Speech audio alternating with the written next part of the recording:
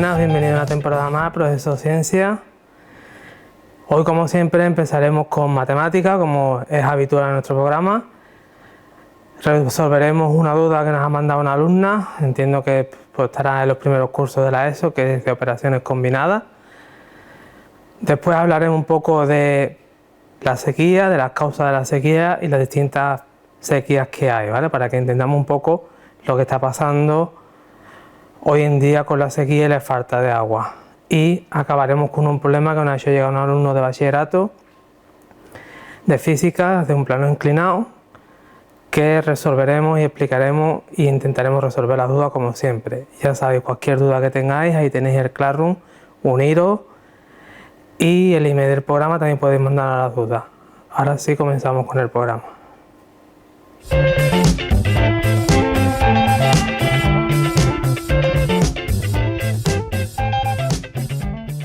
Bueno, como hemos dicho, comenzaremos con matemática como siempre. En este caso tenemos dos operaciones combinadas que nos ha hecho llegar una alumna a través de Classroom, que expliquemos un poco los pasos, es decir, cuál es a la hora de una operación combinada. Os recuerdo que predomina siempre los corchetes, los paréntesis y por supuesto las multiplicaciones y las divisiones. Y por último las sumas y restas. Lo vuelvo a repetir. En una operación combinada hay que mirar siempre el corchete, los paréntesis, resolvemos, ¿vale? Y dentro del paréntesis tenemos que mirar si hay multiplicaciones o divisiones que van primero y después sumas y restas. Cuando acabemos con el corchete, igual, multiplicaciones y divisiones y por último sumas y restas, ¿vale? Ese es el orden, ¿vale?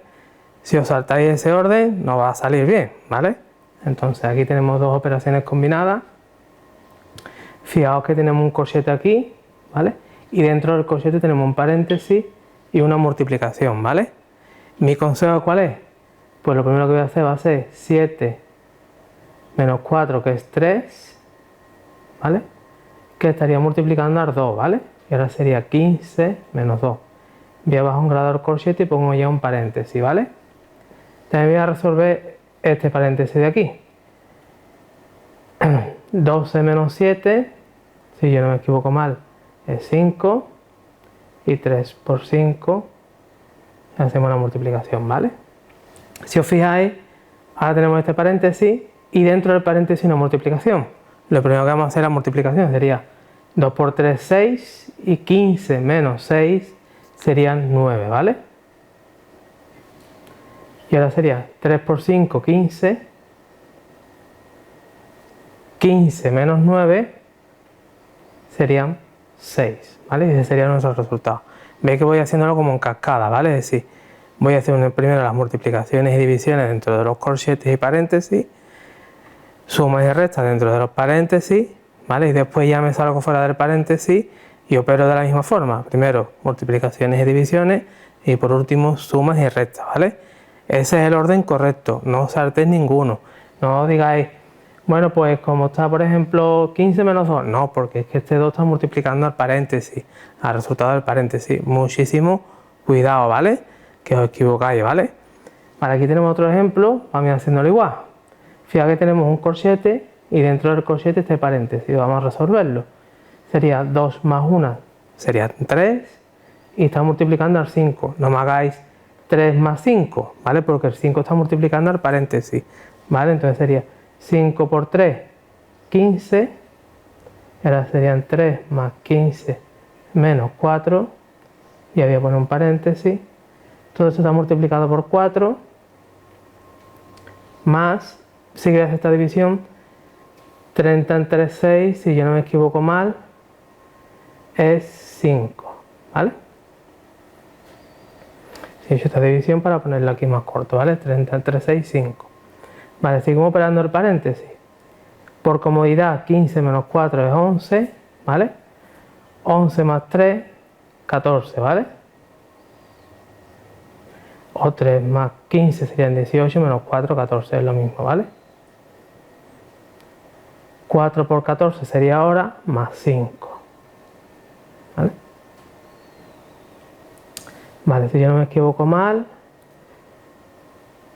4 por 14 sería 56 más 5. o lo que es lo mismo, 61, ¿vale? 61, sí, ¿vale? Tendremos el resultado. ¿Veis que voy haciendo paréntesis, multiplicaciones?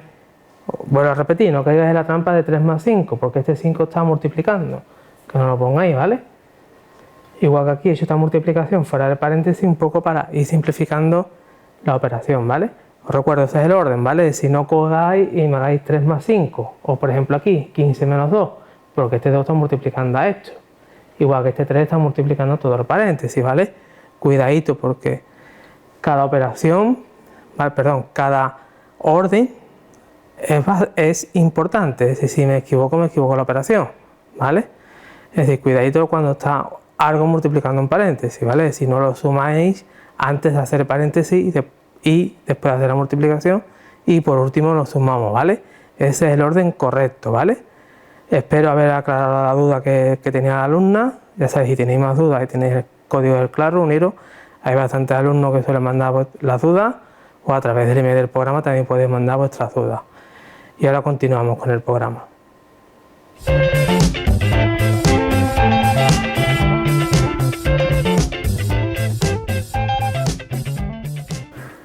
Hoy hablaremos de la sequía, ¿vale? Nuestra sesión de avances tecnológicos, noticias científicas, hoy hablaremos de la sequía, ¿vale? ¿Por qué? Porque quiero un poco también que los alumnos y las personas mayores que nos ven, ¿vale? O los no tan mayores que nos ven, sepamos un poco cuando hablamos de sequía, que la sequía no es solamente la falta de agua en los pantanos, ¿vale?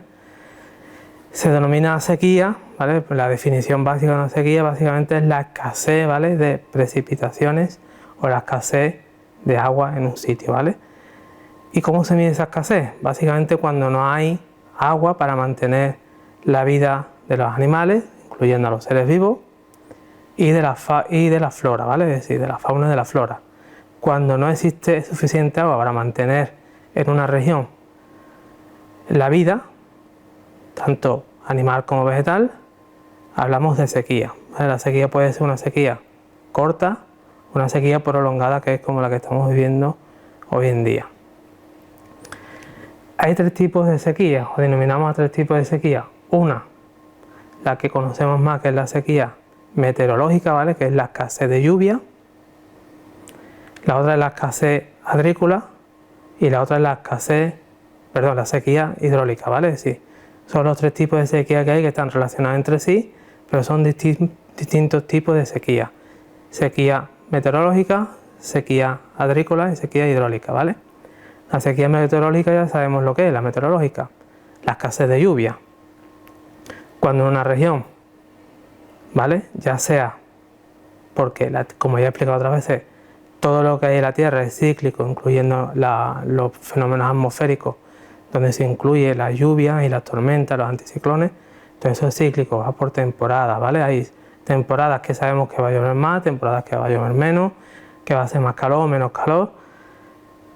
Todo eso es cíclico, es decir, varía, ¿vale? Aunque toda esa ciclicidad que hay también a veces se ve influida por otros fenómenos, ¿vale? Hay un montón, me voy a basar en dos, ¿vale? Uno que es en el océano Atlántico, en el sur, cuando se produce el fenómeno del Niño, o la Niña cuando se produce en el otro lado del hemisferio, ¿vale? Que lo que hace es que aumente la sequía o aumente el periodo de escasez de lluvia en América y en Australia, ¿vale? Este año hemos tenido el fenómeno del Niño y hay sequía en América y en Australia. Y otro de los fenómenos que nos afecta a nosotros es el que ocurre en el Atlántico Norte.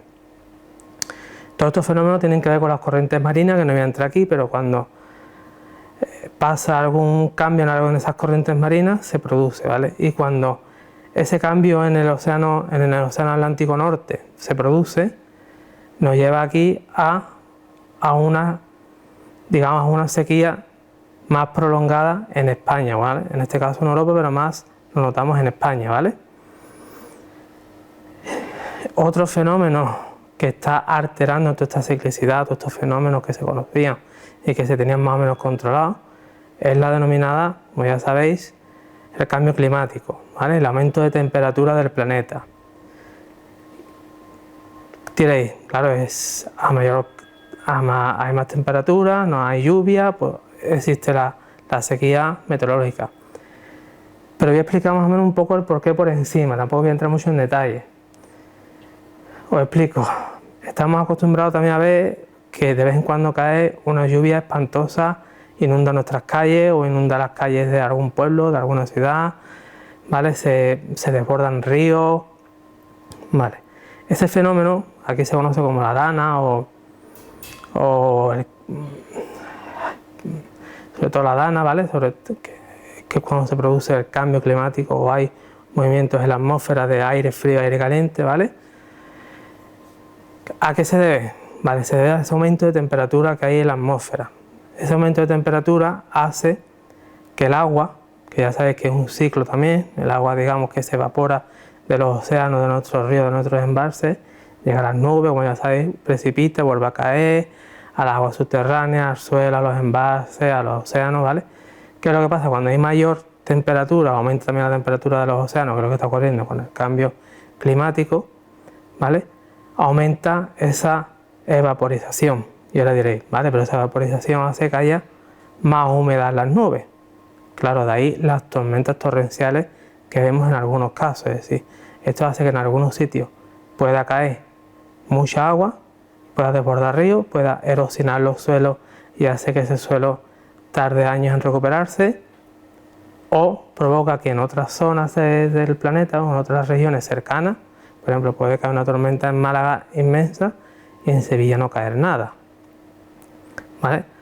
Esto es lo que está provocando el cambio climático, es decir, que desplaza las zonas húmedas hacia un lado, cae inmensa lluvia, y en otras zonas donde apenas llueve, es decir, aumenta la sequía en esa zona, ¿vale? Esa es una de las consecuencias del cambio climático en la sequía, ¿vale? Es decir, que está alterando el ciclo natural que ya todo el mundo conocíamos, que en abril aguas mil, llega el otoño al final y empieza a llover.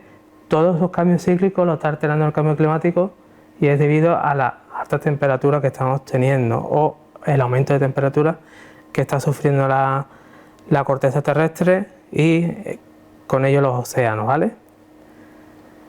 La escasez de lluvia que provoca, pues provoca lo que ya he hablado de otra sequía, es la sequía agrícola, que también se está ahora viendo. La sequía agrícola puede ser también debido a la escasez de lluvia, no hay lluvia suficiente como para regar y tener alimentos, frutos, verduras, ¿vale? Hortalizas, es decir, tener una gran variedad, ¿vale? De cultivos, ¿vale? Hace que el suelo sea menos rico, no tenga agua, sea un suelo seco, erosionado, y aparece, en vez de los cultivos que queremos para comer, aparecen los denominados forrajes o las plantas autóctonas que no son alimentos, ¿vale? Y provoca la escasez de alimentos que, si la sequía actualmente que tenemos, que ahora explicar un poco más adelante, llegaremos a un grave problema, que es que tendremos escasez de alimentos y será un grave problema. La siguiente sequía, que sí escuchamos un montón, que es el nivel de los pantanos, es la sequía hidráulica, ¿vale? ¿Qué significa eso? Cuando nuestros pantanos, nuestros ríos, nuestros humedales, nuestros lagos, nuestras lagunas, el agua subterránea, cuando ese nivel baja por escasez de lluvia o por una gran evaporización, se denomina sequía hidráulica, ¿vale? Y esa sequía hidráulica está también relacionada con nuestro consumo. Si hacemos un mal uso del agua, también hará que bajen nuestras reservas hidráulicas, ¿vale? Entonces es importante que hagamos un buen uso hoy en día de la poca agua que tenemos almacenada, ¿vale?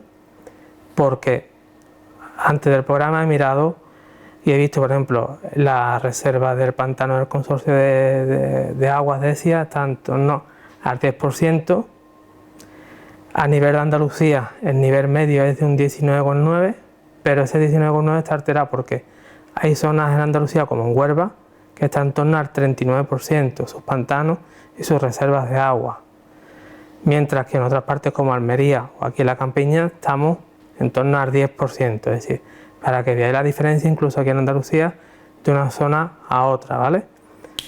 Y claro, ¿qué es lo que está ocurriendo hoy? Pues, o lo que estamos viendo que está ocurriendo hace un año o prácticamente unos meses atrás, pues lo que ocurrió en la década de los 90, es decir, cuando se produce una sequía meteorológica y una sequía hidráulica, es decir, cuando no hay precipitaciones suficientes y el agua almacenada que tenemos no es la suficiente, cada vez menos, que es lo que está ocurriendo ahora, se denomina una gran sequía, que es lo que tenemos ahora. Previsiones de lluvia, yo no voy a decirnos nada, porque sí es verdad que en septiembre se prevían que iba a ser lluvioso, aunque ya habéis visto que ha llovido en ciertas zonas, en otras zonas no, ¿vale? En invierno se prevé que pueda llover algo, pero tampoco lo aseguran, ¿vale? Todo esto debido a las alteraciones meteorológicas que está habiendo debido al cambio climático. Entonces, cuando ocurren estos dos fenómenos que ya he dicho, la sequía meteorológica y la sequía hidráulica, provoca la sequía agrícola. La sequía agrícola también la puede provocar, como ya hemos visto, las lluvias torrenciales. Puede erosionar el suelo, se pueden perder cultivos, puede hacer que el suelo no tenga el mismo agarre, que no sea capaz de absorber todo el agua que le llegue. Aunque llueva un montón, sigue siendo un suelo seco, ¿vale? Entonces, si unimos a estas tres sequías, tenemos el problema que tenemos ahora, es decir, tenemos falta de agua, en un periodo de tiempo también tendremos escasez de alimentos, bueno, estamos viendo que cada vez son más caras las frutas y las verduras y las hortalizas, y esperemos que en breve los fenómenos meteorológicos cambien y empiece a llover. Y lo que sí hago desde este programa, aunque no llega mucho más lejos, es que por supuesto tienen que mejorar nuestras reservas, es decir, cuando llueva tenemos que ser capaces de almacenar mucha agua porque los periodos de sequía cada vez son más largos, entonces necesitamos más agua almacenada en ya sea nuestros embalses, nuestras lagunas, nuestros ríos subterráneos, nuestros embalses subterráneos, para así poder sobrevivir a las sequías o a las duras sequías meteorológicas que cada vez el cambio climático va a prolongar. Hasta aquí la sesión de hoy, espero que os haya aclarado algunos términos de sequía, hayáis entendido un poquito más lo que está ocurriendo, y ahora sigo con más contenido en el Profesor de Ciencia.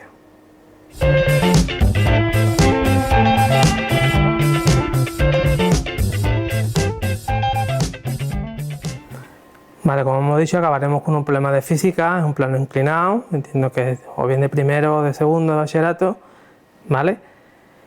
Que supongo que es lo que estáis dando ahora, ¿vale? La duda es básicamente que resuelva el problema y que explique un poco cómo es el apartado B y el esquema de las fuerzas, ¿vale? De todos modos lo leo y lo tenéis en pantalla, ¿vale? El problema dice lo siguiente: por un plano inclinado que forma un ángulo de 30 grados con la horizontal, es decir, tenemos un plano inclinado que forma un ángulo de 30 con la horizontal. Se lanza hacia arriba un bloque de 10 kilos, ¿vale? Es decir, se lanza hacia arriba, estos son 10 kilos, con una velocidad inicial, si se lanza para allá con una velocidad inicial de 5 metros segundo, no tenemos que hacer ningún cambio, que te dice tras el ascenso por el plano inclinado, el bloque desciende y regresa al punto de partida. Básicamente me está diciendo que el bloque sube hasta aquí, hasta su punto máximo, que puede ser aquí, ¿vale? Ahora lo veremos, y vuelve a caer hasta aquí. El coeficiente de rozamiento entre el plano y el bloque me da, el coeficiente de rozamiento es 0,1, ¿vale? El rozamiento, la energía no se va a conservar, ya lo voy anticipando, ¿vale? Vale, el primer apartado muy sencillo dice: dibuje en dos esquemas las distintas fuerzas que actúan sobre el bloque durante el ascenso y durante el descenso, indicando sus respectivos valores. Vale. Pues nada, cuando va para arriba, ¿vale? Siempre tenemos el peso que apunta perpendicularmente al suelo, siempre, ¿vale? Y ahora, como ya sabéis, el eje del movimiento es paralelo al eje de desplazamiento, es decir, paralelo al plano inclinado.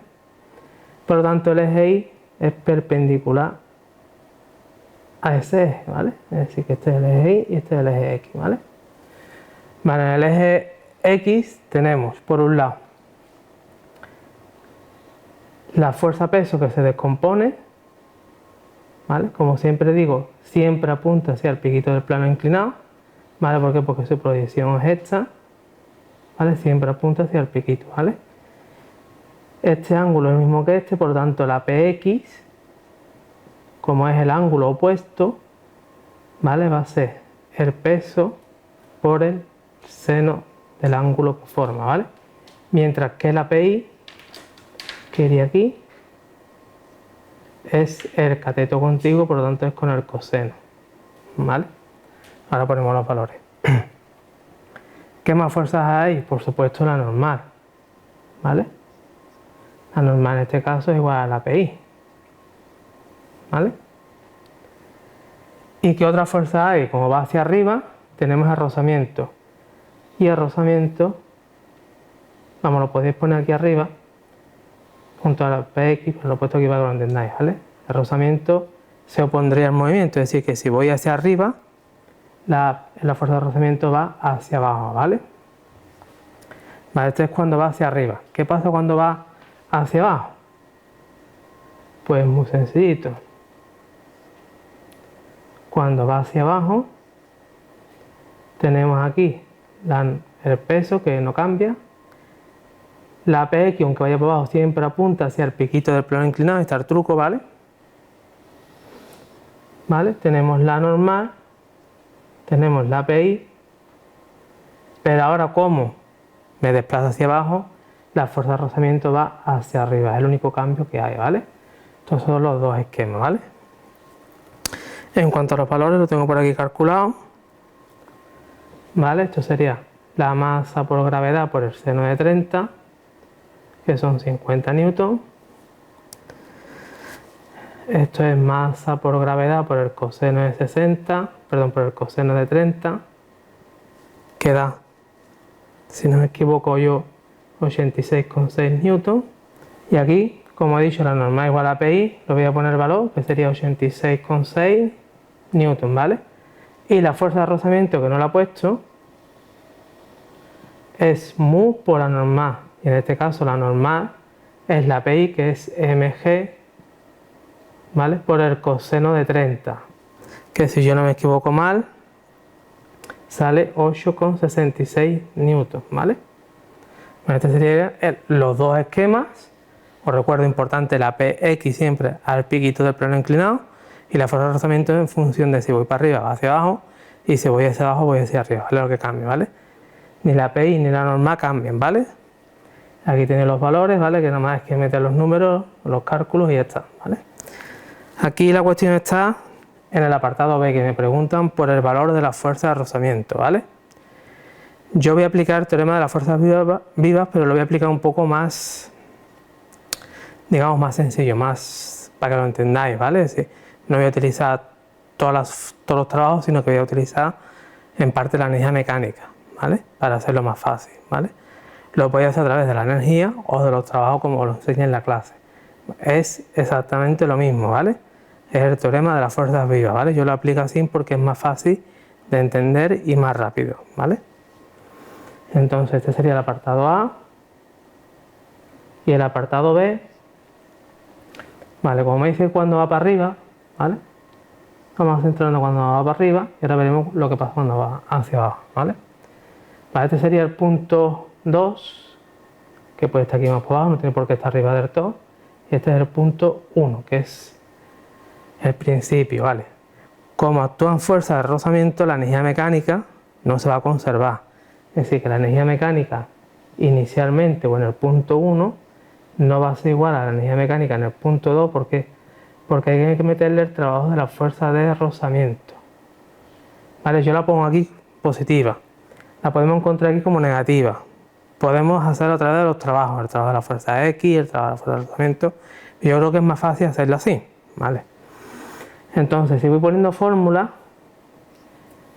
en un principio no tengo energía potencial porque estoy a ras del suelo, no tengo altura, solo tengo la energía cinética inicial y supuestamente cuando me paro, es decir, cuando llega a la altura máxima, como ya sabemos de otros movimientos, ¿vale? La velocidad es cero, es decir, que no tiene energía cinética y sí tengo energía potencial. Y el trabajo de rozamiento va a ser la fuerza de rozamiento, que la tenemos por aquí calculada, por el desplazamiento. El problema es que aquí me diréis, Andrés, tengo dos incógnitas, la altura, que no la sé, y el desplazamiento. Vale, pero tenemos un triángulo, ¿vale? Donde esto de aquí, que es la hipotenusa, es la D, la altura es el cateto opuesto y este es el ángulo, ¿vale? Por lo tanto, como es el cateto opuesto, el seno del ángulo será igual a h partido d, ¿vale? Es decir, en este caso que quiero calcular el desplazamiento para calcular el trabajo de rozamiento, ¿vale? Voy a poner la altura en función del desplazamiento, ¿vale? Vale, donde entonces la altura es la distancia por el seno del ángulo que forma. Vale, si me vengo aquí a mi fórmula, lo primero que voy a hacer es tachar las m, ¿vale? Aquí en la fuerza de rozamiento voy a poner mu mg por el coseno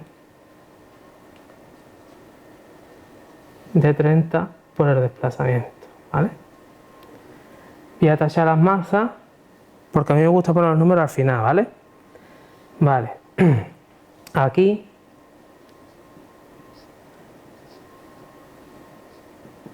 esto es la gravedad y ahora esto yo sé que esto es la distancia por el seno de 30 más mu g por el coseno de 30 por la distancia, ¿vale? Puedo sacar factor común, ¿vale?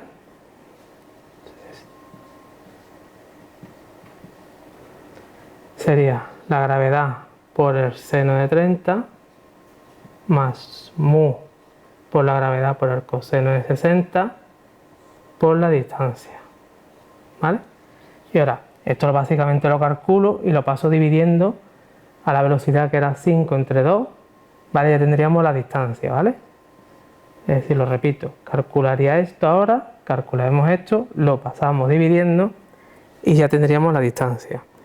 Si yo no me equivoco mal, es decir, no me equivoco a la hora de calcularlo, ahí me queda la distancia 2,13 metros, ¿vale? Ya si queréis calcular la altura, lo metéis aquí y calculáis la altura máxima, si no la pidieran, ¿vale? Que no es el caso. Vale, entonces lo que me piden es el trabajo de rozamiento cuando asciende y cuando desciende. Vale, la fórmula del trabajo de rozamiento, tanto cuando asciende como desciende, es la misma, es mu por la fuerza de rozamiento por el coseno. En este caso, si el desplazamiento va hacia arriba y la fuerza de rozamiento va hacia abajo, el ángulo es 180. Y lo mismo ocurre cuando voy hacia abajo, es decir, el desplazamiento es hacia abajo y la fuerza de rozamiento es hacia arriba, el ángulo es 180. Es decir, si yo meto todos los datos, ¿vale? Esto sería mu mg, ¿vale? Por el coseno de 30, aquí he puesto 60, perdón, ¿vale? Por el coseno de 180, que es menos, ¿vale? Es decir, da igual que vaya hacia arriba, hacia abajo, que el trabajo de rozamiento siempre me va a quedar negativo. ¿Por qué? Porque se opone al movimiento, va en contra del movimiento. Ya vaya hacia arriba o hacia abajo, va a salir negativo porque se opone, ¿vale? Vale, si yo no me equivoco más en mis cálculos no fallan, me queda menos 18,44 julios, ¿vale? Y lo de interpretar los signos hay que saberlo interpretar en el examen de selectividad, en cualquier examen, pero sobre todo de cara a selectividad. Es importante saber interpretar los resultados en física. Y ya os digo, el signo menos implica que se opone al movimiento, es decir, da igual que vaya hacia arriba o hacia abajo, que se opone al movimiento. Es decir, da igual que vayamos para arriba, para negativo o para abajo, va a quedar siempre negativo porque se opone, se resiste al movimiento, ¿vale? Por eso es negativo. Otra forma de verla es que es una fuerza no conservativa. Pero bueno, lo importante es que se opone al movimiento y de ahí que es negativo. Bueno, hasta aquí el programa de hoy. Espero haber resuelto las dudas, que os haya quedado un poco más claro el plano inclinado. También los pasos en las operaciones combinadas. Ya sabéis, cualquier tipo de duda, ahí tenéis el código del Classroom, uniros, ¿vale? O al email del programa para mandar vuestras dudas de matemáticas, de física, de química, cualquier duda que tengáis la mandáis. Incluso si son cosas de teoría, mandarla, ¿vale? Y hasta aquí el programa de hoy. Os recuerdo que también hemos hablado de la sequía. Espero que os haya quedado claro un poco en qué consiste la sequía, que ya todo el mundo lo sabíamos, pero quería hacer el programa de hoy y explicar un poco lo que está pasando con la sequía, ¿vale? Y con las condiciones meteorológicas. Y ahora sí, acabamos el programa de hoy y hasta la semana que viene.